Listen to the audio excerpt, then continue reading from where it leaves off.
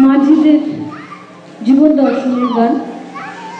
এই গানটি প্রথম লিখেছিলেন শ্রদ্ধেয় জসিমউদ্দিন সাহেব এবং গানটি জনপ্রিয় করেছিলেন আব্বাস উদ্দিন সাহেব 1940 সালে আশপাশে। এরপরে সলিল চৌধুরী গঙ্গা ছবিতে শ্রদ্ধেয় মান্না দেকে দিয়ে এই গানটি গাইয়েছিলেন। একটু অদল বদল হয়েছিল কথা ও সুরে, কিন্তু আদত সুরটা একই রয়ে গেছে। তারপরে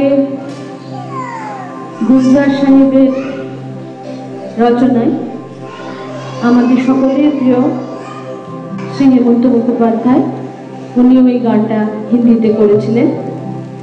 আমি চেষ্টা করব দুটোই করতে, হিন্দি এবং বাংলা।